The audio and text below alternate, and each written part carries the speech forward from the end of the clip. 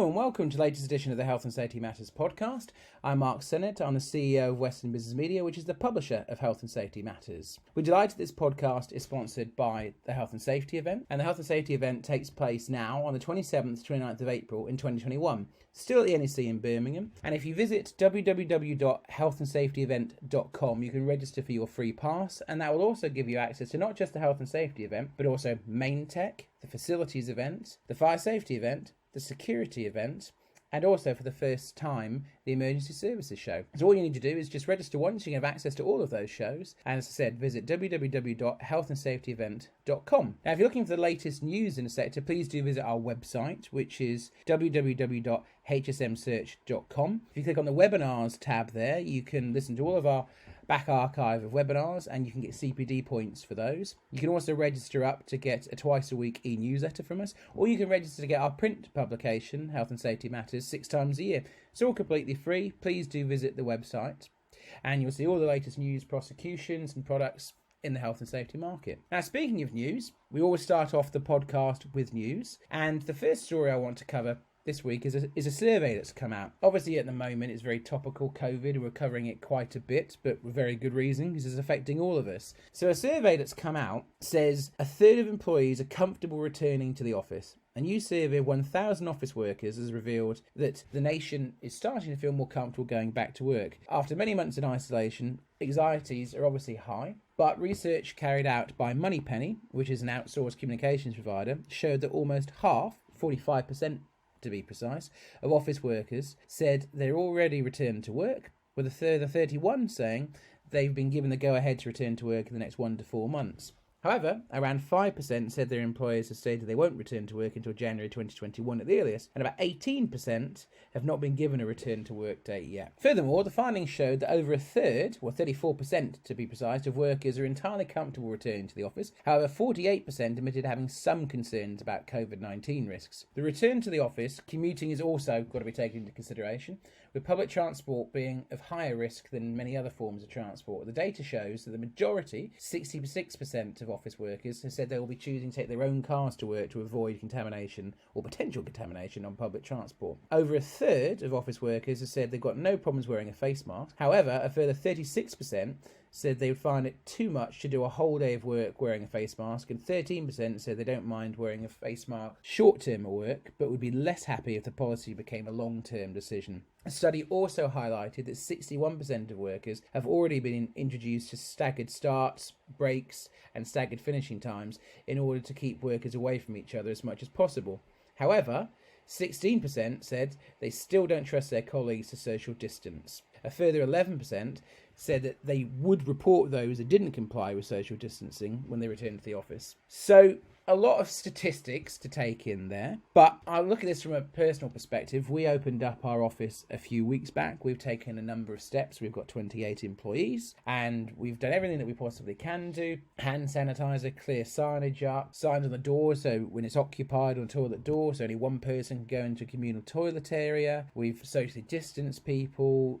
So we've done everything that we possibly can do. We obviously encourage home working as well, but a number of our staff, the majority of our staff, have actually chosen to come back to work, which we're thrilled about. You know, we want to see them, we want to engage with them, provided it's safe to do so. So we're not wearing face masks at work, but as these statistics show, 37% would have had no problems wearing a face mask. But this statistic does show that just under half of staff have concerns about going back to the office due to COVID-19 risks. I would say when I relate it on a personal level, our staff are really understanding. Probably only 2 or 3 raised any questions and concerns, but we did the risk assessment, we shared it with them, we wanted people's involvement in it. So our statistics don't quite tally up with that, but we're also not a massive workplace, and we've got a lot of space in our office, so people can socially distance easy enough. But it's very topical because I'm seeing it from our clients to our listeners to our readers. More and more of you are going back to work, and this is something that we all have to face, the dangers of COVID-19. We need to try and return to some sense of normality. But, you know, as I said, these findings show 34% of workers do feel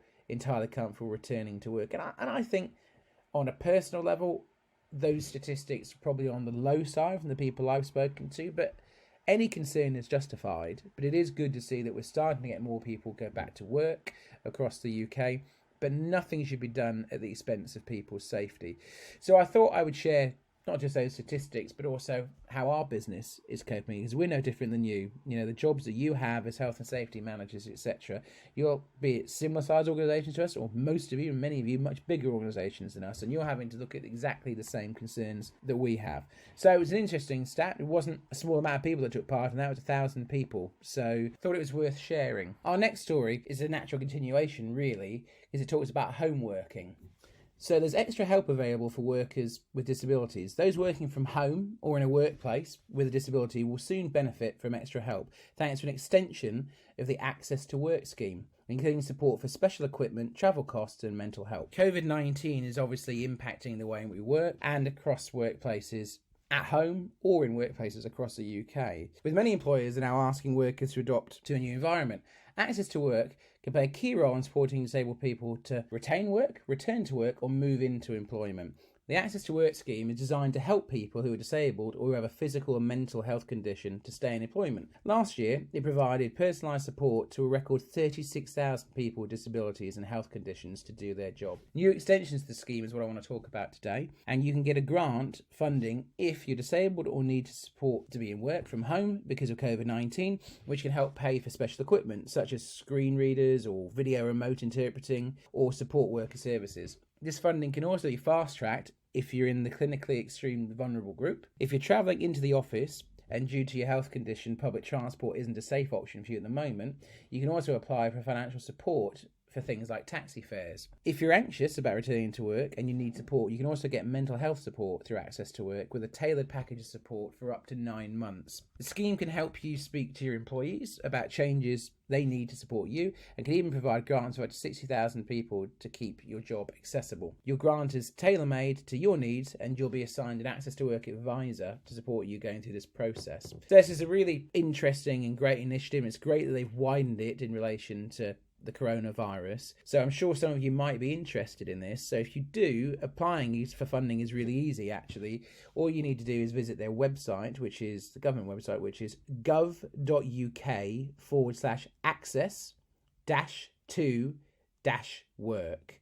So that's gov.uk/access-to-work. Or you could call on the phone, which is 0800 121 7479, and following a short assessment you can start getting support. So I think this is good news. It's worth sharing. You know, it's fantastic they've helped so many people, 36,000 people with disabilities, to be able to do their work, because just because people have a disability, whether it's mental health issues or whether it's a physical disability, you should be given as much support as you can do to be either to work from home or integrate into a workplace. And that become especially difficult right now with the additional strains and pressures and concerns there are through COVID-19. So yeah, please do go to that website or call the number, and I'd be very interested to hear from any of you to see your experiences with it. So always with the podcast, if you want to engage with me or you want to engage with this podcast, please do give your feedback, please do give your thoughts on our stories. Use the hashtag HSM podcast, and you can do that on Twitter or LinkedIn. And if there's any stories you'd like us to cover or guests you'd like us to bring in, then drop us a line through the hashtag. So our first guest this week on the Health and Safety Matters podcast is Dee Arp. Dee is the Director of Technical Standards at NEBOSH. She's also a chartered NBOSH member. It was great catching up with Dee. She talked to me about everything that NEBOSH has been doing to try and keep things up and running in the wake of COVID-19, how they've moved to a much more virtual platform because in-classroom learning was obviously difficult for their training providers, and there's a number of great new diplomas that they've launched. And she also talked to me about what she thinks are the biggest challenges facing the health and safety sector and how COVID-19 will have a potential lasting impact on the sector. So I sat down with Dee earlier today, and here's what she had to say.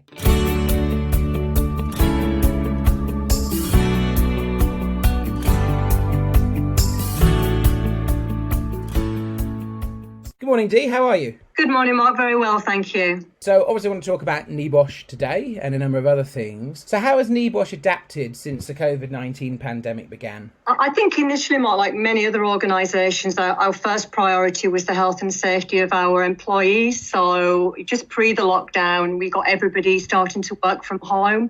And with the help of technology, the ability to connect online, I think everybody's really adapted well to the new work environment. Then as classroom teaching stopped during during lockdown, we then began to work more closely with our learning partners to support them because they were starting to adapt more to online teaching. And I have to say the level of innovation and creativity they've shown, it's really been great to be a part of that. Our focus then moved on to our learners and how we could help them ensure that they were able to continue the learning journey, and particularly how they could complete the NEBOSH assessments to get their actual qualification. So, yeah, that was a challenge. I think like many others in the education sector, in a very short time frame, we needed to look at how we could adapt those assessment practices to fit online delivery. And the core objective we had was quite simple. It was to reach any learner anywhere. So that included the need for us to make sure that our assessments still reflected, the robustness and the integrity of the NEBOSH brand. But we also had to give some specific thoughts to how we could make sure that we were guarding against any misconduct. And also remember that, we still had a lot of our learners that were taking assessments in really challenging circumstances, so we were very mindful of that. That said, we were in a pretty good position, I think, to respond to those challenges, as we were already working on a digital assessment programme and reviewing assessments as part of that. And key to that was always making sure that our learners could demonstrate their ability, apply the knowledge and understanding in the assessment, and actually were motivated to do that as well. So HSM has followed this quite closely, but can you tell us more about your open book examinations for your general certificates, please? Yes, of course. So that is actually where we started with our first adapted assessment. So one of the assessments, pre-lockdown for these qualifications was the typically invigilated examination. So learners had to, rock up at an examination venue, complete a 2-hour question paper under invigilated conditions. So clearly the pandemic meant that those examinations could not take place. So we swiftly began work with our regulator, Scottish Qualifications Authority Accreditation, and we got their approval to replace the assessment with, as you said, our open book examination. So this meant we could achieve that anywhere, any learner, anywhere, any time, by giving learners access to an exam, mostly in their own home. And I'm really delighted to say that after a massive effort from, everybody in our organisation and the cooperation of our learning partners, our first open book examination took place earlier this month. Learners were given 24-hour access to their assessment on Moodle, the Learning Manager System platform, and they had that 24 hours to complete and submit their answers. What's really important with this assessment is that the learning outcomes that we assessed were exactly the same as in the previous assessment, but we just challenged our learners in a different way. So we set a scenario. That scenario describes a realistic workplace and outlines activities, worker behaviour. The learners, it was open book, so they could access resources and the course materials. But what was really important, and what will continue to be important in this assessment, is what they needed to do was interpret the scenario before they answered the questions. So, I believe really strongly that this is a much more reflective way of how they work in the workplace. And also the added benefit for them was it's far less stressful because they're able to sit that exam in their own home safely, very importantly, and with access to the resources. So they didn't need to rely on memory. So we're very clear that we're much more in that place of assessing their ability to apply the knowledge. But there was a few challenges. We had to ensure that the remote assessment was secure, and we've been very happy with the Moodle platform in doing that. And another key challenge for us was to make sure that we could verify the identity of the learners, and also that they weren't misusing any reference materials or colluding or collaborating with others. So literally in process now, we've got our learning partners carrying out closing interviews, which includes identity checks, and also some questions that help validate the authenticity of the learners' submitted answers. So that all sounds like great news, but will you go back to focusing on classroom-based learning once we start to move out of the challenges from COVID-19? Really good question. We're continuing to work with our learning partners as they're still looking to find the safest ways to teach and support the learners in what I think it's fair to say is still a period of uncertainty. Over the last 10 years, we have seen an emerging trend of e-learning. I think there's cost advantages to the learner in doing that, but most significantly, they've got that flexibility to adapt the learning to their own styles and do it at their own pace.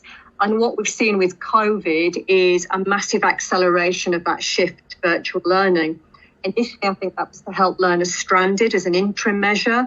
More recently, learning partners are starting to use this approach as a more permanent solution. But we do still recognise that we learn very differently. There are still lots of advantages of classroom and face-to-face learning, but obviously we've got to balance that with the safety of learners and tutors. So I can't see a time when we won't ever accredit face-to-face learning, because as I say, there's still advantages, but we do recognise that our qualifications can equally be delivered effectively by the e-learning and virtual classroom environment. What we are keen to make sure is that the learners are very clear as to how their learning will be delivered and that they're comfortable with that. And certainly, I think organisations that continue to be able to adapt to these uncertain times are going to be the ones that are most. I think the organisations that can adapt in these uncertain times will ultimately be the most successful. Well, it's great to see that you're adapting, which is obviously a really challenging time for everyone right now. But could you tell us a bit more about the NEBOSH and Health and Safety Executive Incident Investigation qualification? Because you touched on qualifications today, but that was an interesting one that I thought you partnered with. I think it was last year that you made an announcement on that, or it might have been earlier this year. Yeah, last year, Mark. Yeah, it's a qualification we're very proud to work with a health and safety executive on. And it's a really good example that you've given for me to talk about, because this was a qualification where we were already starting to adapt our approach to assessment. So the assessments for this qualification weren't affected by the pandemic. But yeah, it's a qualification that focuses, as it says, on undertaking incident investigations. So it's suitable for general managers, supervisors, for anybody really who wants to carry out routine investigations effectively in their organisation. It's a one-day course. We're focusing on making learners a better investigator. So they learn how to gather evidence, and very importantly, they get to practice producing action plans to prevent the reoccurrence of the incidents that they've been investigated. And that's reflected in the assessment for this qualification.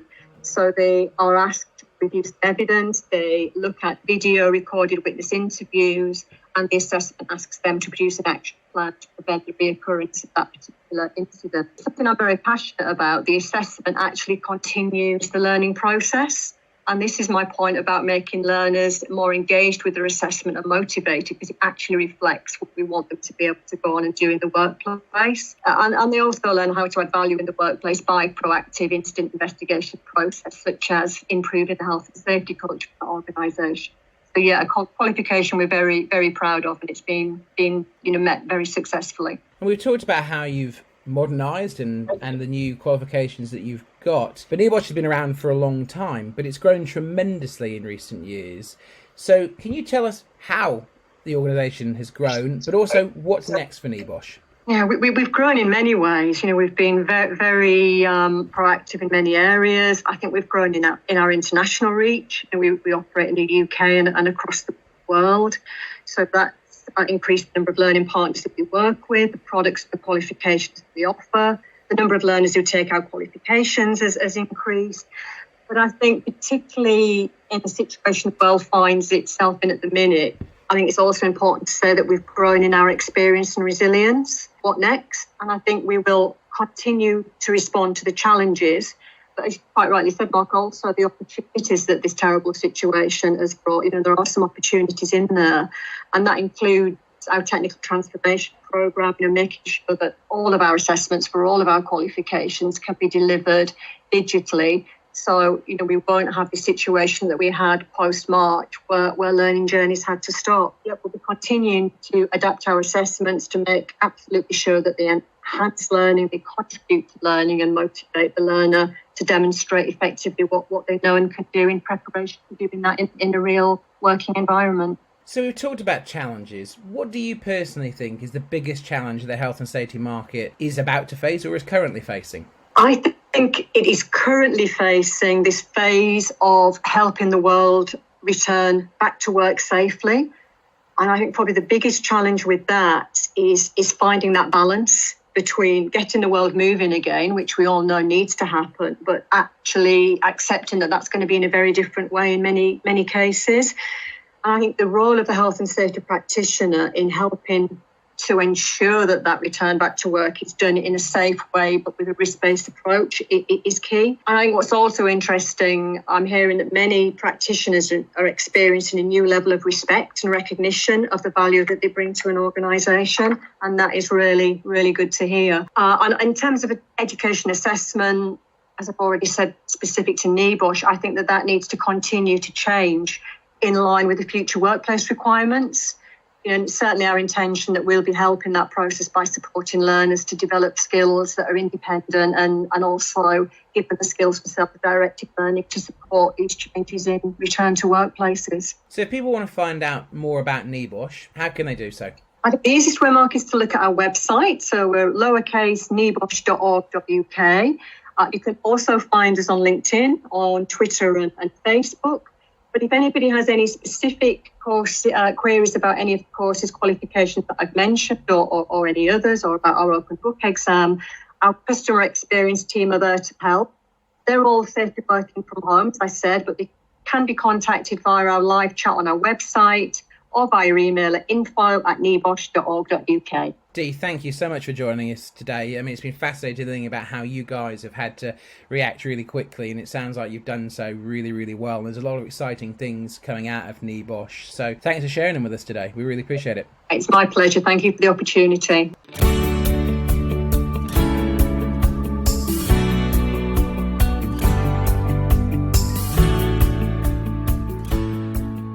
So returning to news now, evacuation work has received a safety boost with the news that 71% of all digging work that takes place across the UK is now preceded by a thorough search for pipes and cables. The Digging Up Britain 2020 report, which was commissioned by LSBUD, who actually provide a free-to-use online underground asset search facility, has revealed a record 2,832,027 inquiries were registered on its collaborative portal last year. This is a 10% increase on the previous year and almost double that of 5 years ago. A search inquiry was placed every 3.7 seconds during the average working day. Digging Up Britain 2020 not only analyses the volumes but also the type of digging work taking place. It reports that emergency searches increased by 59% on previous year and 197% on 2 years ago, with 316,922 searches deemed as urgent last year. This is a key consideration for health and safety professionals, as emergency projects are more likely to be a result of an asset strike of a more severe nature. The report also identifies whose workers are doing the majority of digging and therefore provides an indicator of the workforces most vulnerable to asset strikes. As in previous years, the majority of digging work is done on behalf of a telecoms sector, with its contractors and operators completing nearly 1 million searches and making up to 32% of all searches last year. The water industry followed with over 500,000 searches, accounting for about 21% of the total. While the telecoms and water industries did more searches than ever before, their overall share of the total fell. This is due to a 10% increase in inquiries by private individuals and a surge by agricultural businesses, where searches increased by 42%. Digging Up Britain 2020 suggests that safety could be improved through all asset owners getting involved in the collaborative search portal. While the number is growing, just 10% of water companies currently share their asset information via the LSBUD portal. This means the water sector remains incredibly vulnerable to asset strikes, and those digging near its assets are going without a full picture of what's beneath them. As a stark contrast to gas and electricity companies, where 80 and 70% respectively share the network data. Now, if you'd like to download a copy of the Digging Up Britain report, you can do. You just need to go to www.linesearchbeforeyoudig.co.uk, and the U in that is literally the letter U, so linesearchbeforeyoudig.co.uk. So, interesting statistics there. Throughout my time covering health and safety, I've covered a number of prosecutions from people doing excavation work where they've been fatally electrocuted or they've had flash burn injuries, so simply not been given the information of what's beneath them because the work hasn't been properly planned. So the statistics here are really positive, actually. Show that people are engaging with the LSBUD portal so they can see what assets are there. So when I say assets, we are talking about pipes or electricity cables. So it's really good that people are using that portal because it does reduce the risk for contractors doing that work. But one statistic that really stood out to me is probably one of the latter statistics that I gave. They're just 10% of water companies sharing their assets information. So I'd hope that they would get more people from the water sector to share that information, because it's not just a life safety side of things. That's obviously the primary concern there, but we all know how frustrating it is when you get water leak or loss of water or loss of electricity or loss of phone cabling to your house because someone struck a line. And this can be avoided if people properly mark and share where assets are under the ground. So yeah, pretty positive news there, but you end that on saying there's still more work to be done to keep people safe and to stop interruptions of vital services. So for our final news story this week, I want to focus on mental health and a new survey. Again, another survey I want to cover this time. And it's all about frontline health workers needing more mental health support. A new survey into mental health of frontline staff and healthcare professionals has revealed that over 90% believe there is not enough mental health support available for the general public to deal with the aftermath of the pandemic, and 66% felt there's not enough workplace support for healthcare professionals and frontline staff. An overwhelming 80% felt their mental health had suffered because of the pandemic and have reported feelings of depression, anger, anxiety, lack of appetite, trouble sleeping, or lack of sexual interest. Over half felt their health had been at risk because of their job through the crisis. However, over 80% of those interviews have been tested for COVID-19, with only 10% testing positive for the virus. 81% have had relatives or family members affected by the crisis. The survey went on to reveal that over 80% of those interviewed have witnessed patients diagnosed with COVID-19, and nearly half have lost patients to the virus. Previous research and experience with pandemics and infection has shown that higher risk of trauma responses are seen in newly qualified and experienced staff, in women and in those socially isolated, or those dealing with the virus and death directly on the front line. These higher risk factors indicate that there's a significant risk for our health and social care workforce. Additionally, the major symptoms don't arise while still in the situation as we are. It's crucially to be monitored that this is now more proactive working with staff to help them identify symptoms and seek help. Most medical staff and most medical support staff outside of mental health have little or no knowledge of how anxiety, depression and trauma can manifest, and may still fear the stigma of asking for help. So some pretty stark facts there, and it's pretty obvious that our frontline NHS staff have never been more valued by people across the UK and have never been under more pressure. This pandemic has caught everybody off guard, and the NHS has been working flat out. And it's no surprise when you're seeing the trauma of trying to treat people and you can't cure them, when you have to deliver the news, the bad news that someone's passed away or is seriously ill. It can have a lasting effect on healthcare professionals because it's a horrible thing. Was there anything worse than having to deal with anything death related? It's in my opinion, the hardest thing anyone would have to deal with. And this survey is showing that not enough, according to these respondents, is being done to identify help for people that could be suffering with mental health issues in the wake of having to deal with tragedy every day, all the stresses and the pressures of working in the frontline healthcare services, especially during COVID-19. So if there's anything that we take from here, if you are working in the NHS or you know someone that is, make sure that they have access to any support. And there's some pretty stark statistics, I said in there. 80% felt that mental health has suffered because of the pandemic. So that's not okay, and it's something we all need to come together and work together to try and tackle. Some interesting statistics there, and I thought I'd share that with you before we go into our last guest, which is Kelly Rock. Kelly is the HR director at Evac+Chair International, and they've recently moved to lovely new premises in the Midlands, just outside of Solihull. And I sat down with Kelly and I asked her about how the pandemic has affected Evac+Chair, what she thinks is the biggest challenges facing the health and safety sector. We also talked about the Emergency Evacuation Association, which is something that I helped launch a number of years ago, which now is led by Evac+Chair, but sits within the Fire Industry Association. And we talked to her about how we're looking to move that forwards and how people can get involved in it. So I sat down with Kelly earlier today, and here's what she had to say.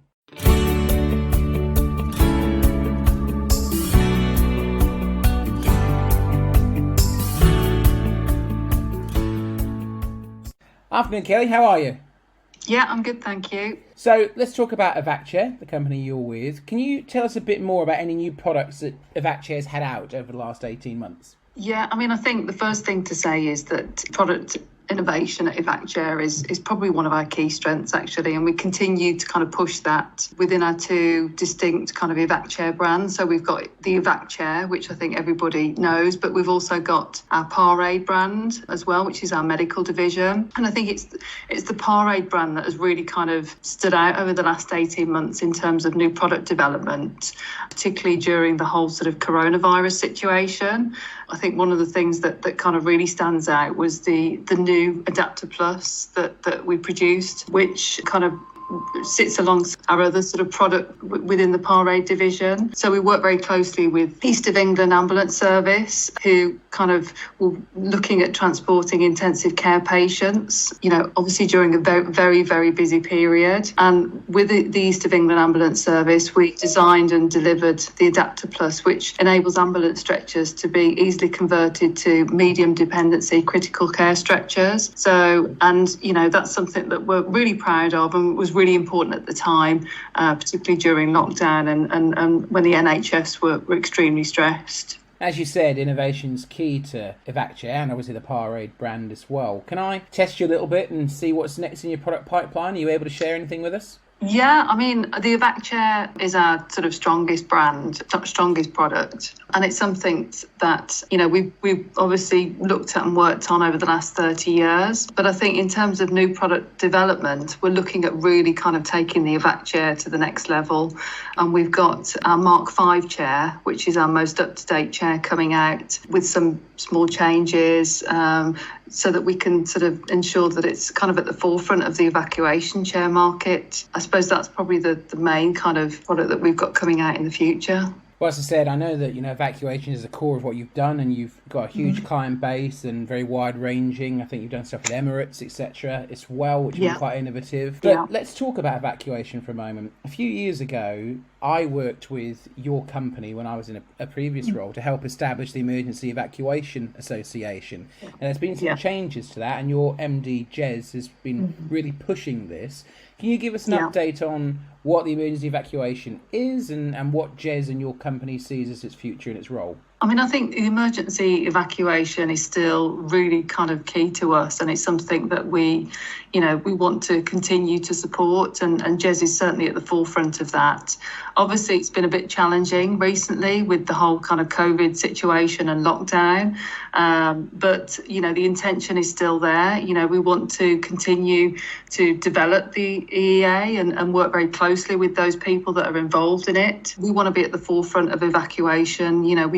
We want to kind of set the agenda for the evacuation. Evacuation is kind of managed and bring all of the sort of key people together to try and move it forward. When, it was launched, the Emergency Evacuation Association, the whole point was this wasn't a brand driving it. It wasn't Evac+Chair. It's now part of the Fire Industry Association, part of its working group. And it really is focusing, as you know, and I understand the listeners here, on raising standards and setting the bar in evacuation, making sure that products are safe for use. And ultimately, I think Jez's vision is to get it to be more of a mouthpiece for the evacuation market, to lobby government, etc. So I would say at this point, obviously getting in touch with the FIA is a good route. But if someone wanted to get in touch with you guys for more information on it, what's the easiest way to get in touch with Evac+Chair? There's a couple of ways. I mean, our sort of main inquiries line is probably a good place to start. But equally, I'm happy if people want to get in touch with me or Jez directly, just to talk about, evacuation needs or just to get involved really with the EEA. We're keen to talk to lots of different people, talk to different partners, talk to people that have an interest in this side so that we can help to push it forward. So you've had a busy few months, despite there being a global pandemic on and it being tough economic times for all of us. You've had some exciting news at Evac+Chair. You've finally moved into some brand spanking new premises that look fantastic. Can you tell us a bit more about why you moved, where you moved, and what's on offer at your new premises? Yeah, so we've just, we moved at the end of May to a 38,000 square foot premises based not actually too far from where we were based previously, but it's kind of on the outskirts of Birmingham in Solihull. Brand new space, brand new factory, brand new offices. And I think, just a completely different environment. I think, we're very keen to grow the business, and we think we've, got the opportunity to do that in the future. So, the chance to move to newer and bigger premises, I think is going to be really important for our business going forward in terms of expansion, but also in terms of attracting, key talent to the business in the future. So if anyone wants to find out more information on your products, you talked about a telephone number earlier. Do you have a website, and can you share the telephone number and the website address with us, please? Yeah, so we have the Evac+Chair website, which is evac+chair.co.uk, and that sort of covers all of our different businesses, all of our different brands. We also have our Parade website, which we are actually in the process of updating and changing with lots of new information on there. But if people go onto the Evac+Chair site, then they can normally get to the different parts of our business through the main website. And what's the best telephone number to contact you on? Probably our main number, which is 0121 706 6744. Brilliant. Kelly, thanks for joining us. Really great to catch up with you again. Thank you.